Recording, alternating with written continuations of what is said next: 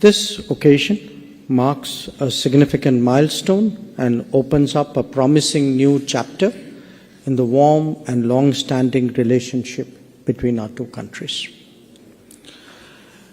Minister, let me first acknowledge the statement of solidarity that we heard from your country on the cowardly terrorist attack in Pahalgam, and we particularly value your public commitment to opposition to terrorism in all its forms, and the fact that it is something which is completely unacceptable to any form of civilized world.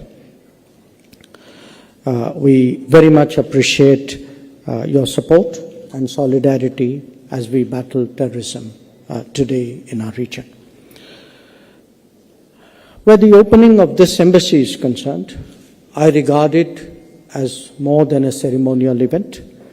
It is a testament to the shared vision and mutual commitment of our two nations to deepen our bilateral ties, to fortify our institutional linkages, and to expand the frontiers of our cooperation.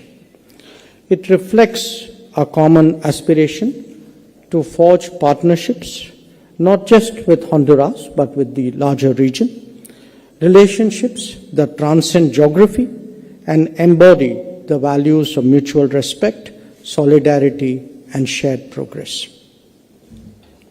Excellencies, dear friends, since the formal establishment of diplomatic relations between India and Honduras on the 28th of September 1994, our relationship has grown steadily across multiple dimensions: political, commercial, developmental, and cultural. Our engagements have been guided by a spirit of friendship and a strong belief that international cooperation serves the broader interests of humanity. In the last 3 decades, our economic engagements have grown steadily. They've been underpinned by trade, by investment, by technical cooperation. Bilateral trade is today a little in excess of $300 million, 310 to be exact. And we have a diversified basket which includes pharmaceuticals, textiles, automobiles, and machinery, while we import coffee, wood, and leather from Honduras.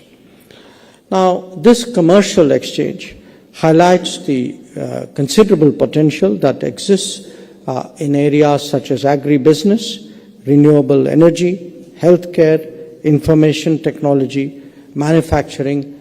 In fact, Minister, all the areas that we discussed today in our very productive talks earlier in the afternoon. We recognize the need today to strengthen our business-to-business linkages, to foster greater investment partnerships, and to explore complementarities while exchanging experiences. Where Indian companies are concerned, I do want to recognize that they have a particular interest in renewable energy and IT-enabled service sectors. We think that your country's strategic location, its favorable investment climate, and its demand for sustainable solutions make it an attractive destination. Recently, Hondutel, which is your national telecom operator, had signed a memorandum of understanding with one of our major telecom players, Reliance Jio, paving the way for the rollout of a 5G network in Honduras. This collaboration marks a significant step in digital connectivity partnership as well as in technology innovation. I'm very confident that the opening of the Embassy of Honduras in New Delhi will go a long way to facilitate trade promotion, will encourage business people to use the embassy as a hub for matchmaking, that it will provide institutional support to undertake greater initiative activities and engagements. I also want to share on this occasion the discussions that we've had today, and I think some of our earlier meetings as well. The fact that as part of Global South cooperation, we have the possibility of exchanging developmental experiences. We particularly focused, I think, on health, and also I want to mention that we are now engaged in installing an early warning system which is developed by CDOT, which is aimed at strengthening Honduras's preparedness for disaster resilience.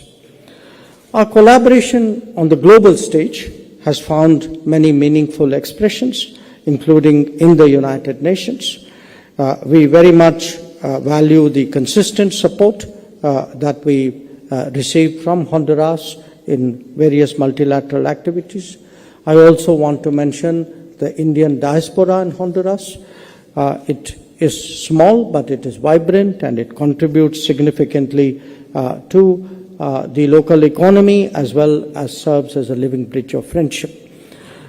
We are very encouraged today to see the enthusiasm for Indian culture in Honduras, widespread interest in yoga and traditional Indian wellness practices. And again, I'm sure that the establishment of an embassy here would serve to make that living bridge that much more effective. Let me again stress this broader engagement today that India has with Latin America and the Caribbean. I think it has seen considerable progress in the last few years. When I became minister 6 years ago, I promised many of you or your predecessors that it is certainly a region in which we would take much greater interest, invest much deeper energies, and have much more activity. To me, the opening of an embassy here is an affirmation that this effort that we have made is actually paying off, that the embassy, a resident embassy, is actually a commitment by Honduras to really realize the full potential of our ties. And there is so much that we can do here, do in terms of business, as I said, do in terms of education, capacity building.